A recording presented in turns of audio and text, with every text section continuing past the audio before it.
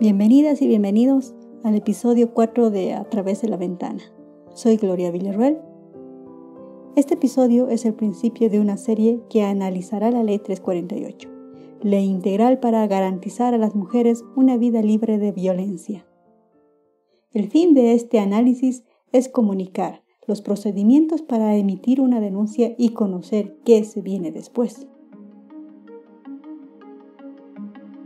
Inicialmente se evaluará algunos puntos que le dan a la ley el fin por el cual se creó, por lo cual se desarrollará los siguientes contenidos.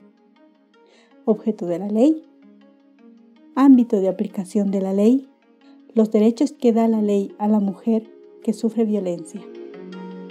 Comencemos con un preámbulo.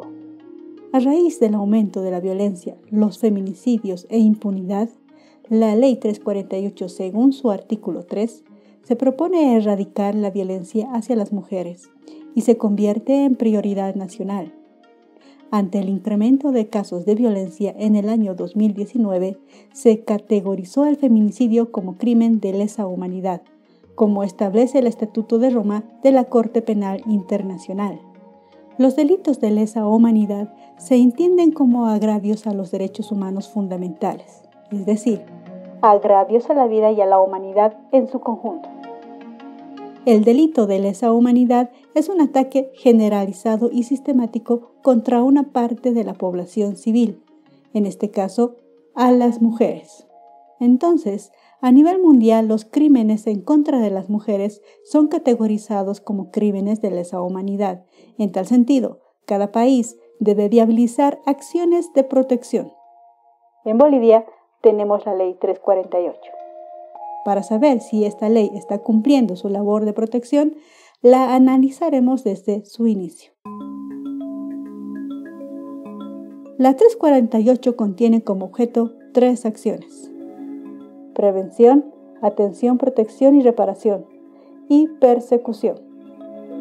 En cuanto al ámbito de la ley, se extiende a 3 áreas: territorial, es decir, que aplica a todo el territorio boliviano; personal, es decir, que no existe privilegio para una persona, se aplica para todos y todas que por su situación de vulnerabilidad sufra cualquier tipo de violencia; material, de aplicación, es decir, la ley es preferente respecto a cualquier otra norma. Ahora veamos los derechos que la ley le da a la mujer cuando sufre violencia. Estos son: denunciar. Cuando una mujer denuncia violencia, tiene el derecho a recibir respuesta efectiva. Las autoridades correspondientes deberán actuar de la siguiente forma: respetando y protegiendo la dignidad, la intimidad y los derechos de las mujeres en situación de violencia; evitar el contacto, careo o cualquier tipo de proximidad de la mujer con su agresor; realizar acciones de coordinación con todas las instancias del Sistema Integral de Atención a Mujeres en Situación de Violencia; evitar toda acción que implique revictimización. Ahora veamos si en la práctica este derecho a la denuncia es ejercido. Les presento los siguientes datos.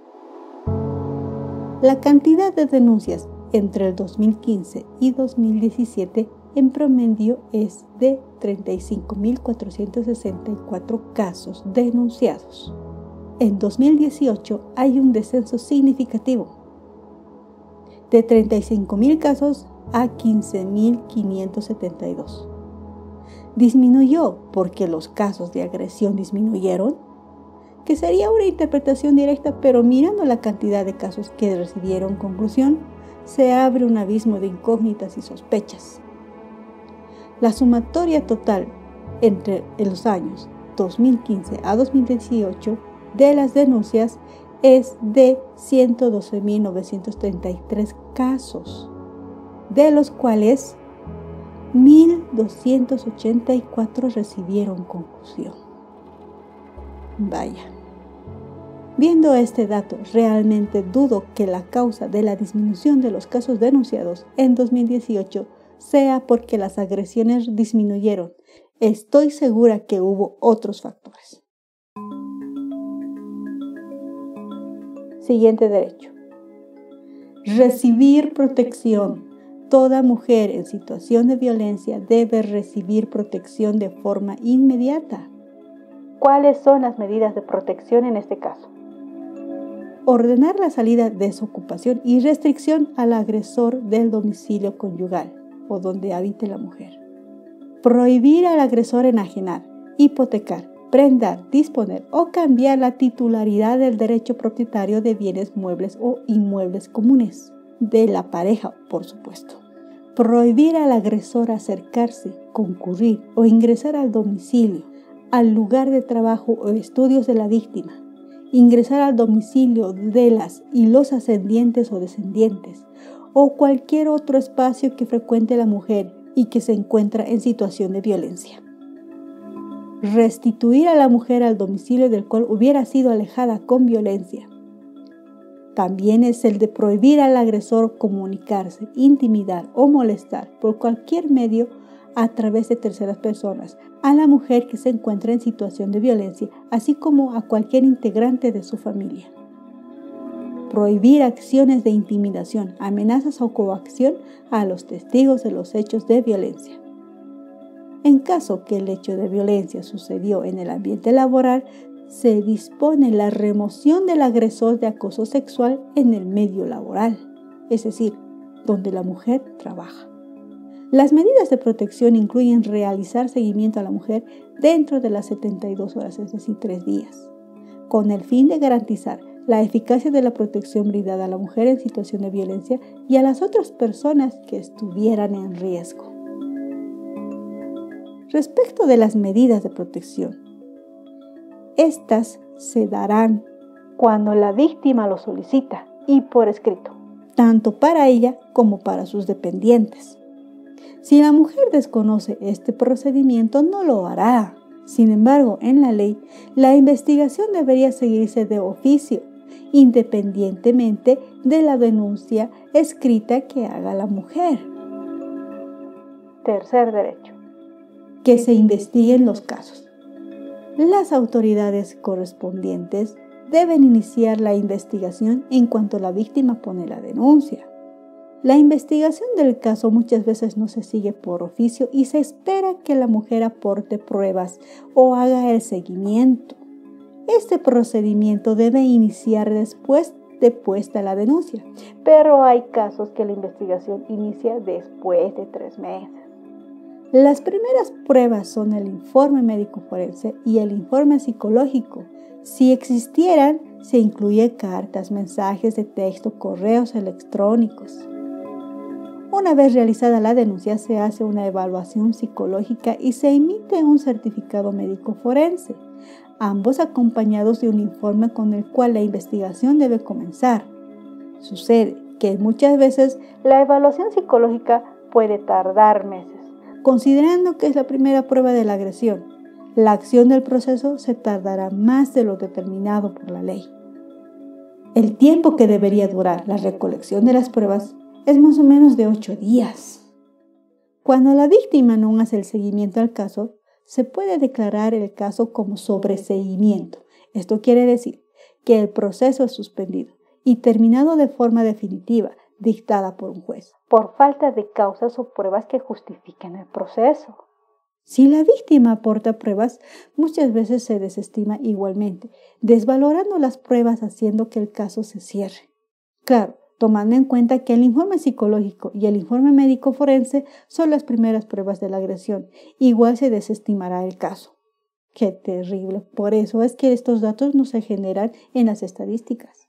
La desestimación del caso solo es aplicable cuando hay una denuncia falsa, lo que lleva a que el caso se desestime dando concluido el proceso de sentencia absolutoria ejecutoriada.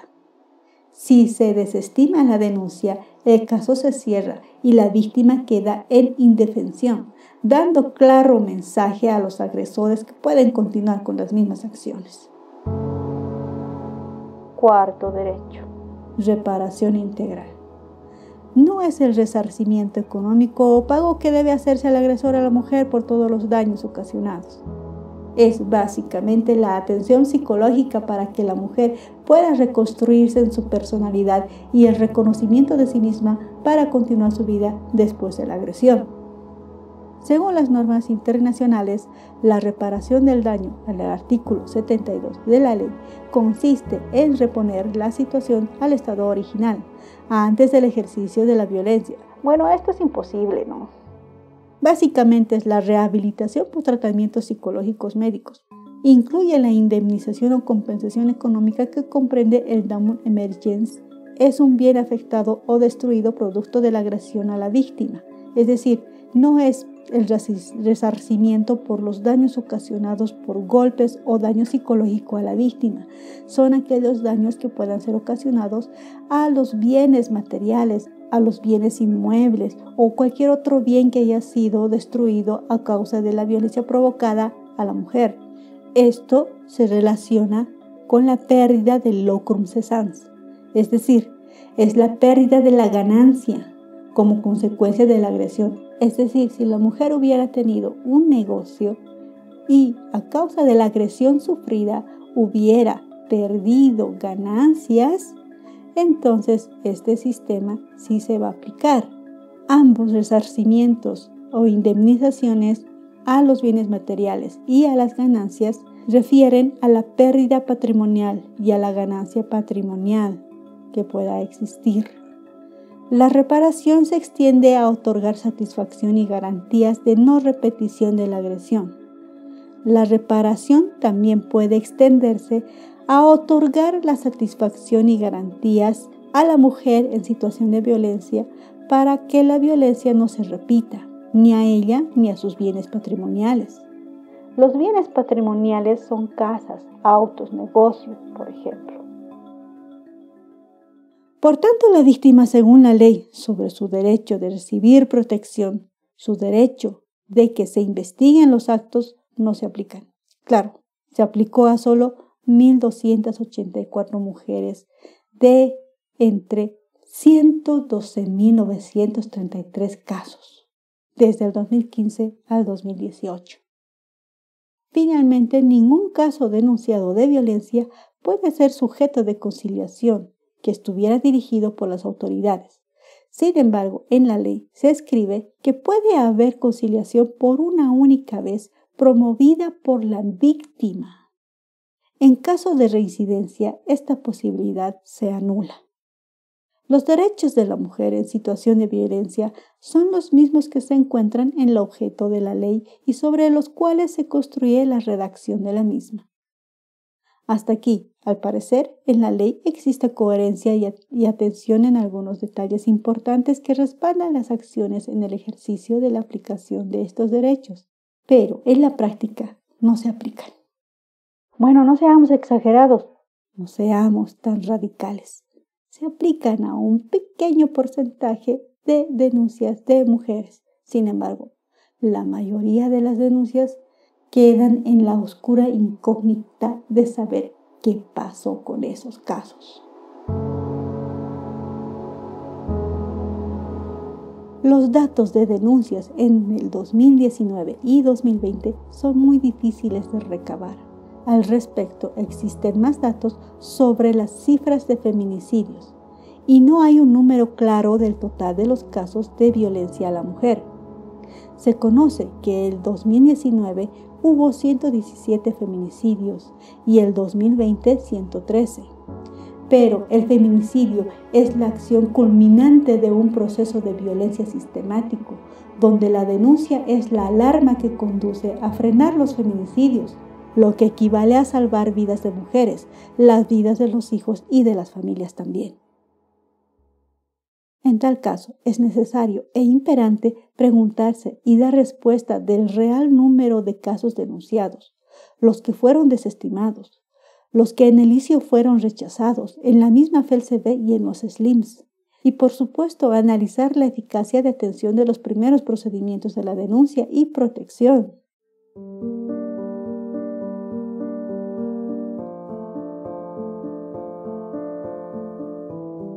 Te invito a visitar la página web pachacamani.com/a través de la ventana. Ahí encontrarás un listado de instituciones relacionadas a la protección de la mujer en situación de violencia, los links y los contactos por los cuales puedes comunicarte con el podcast. También los encuentras en las descripciones de este episodio. A través de la ventana, te veo y te acompañaré.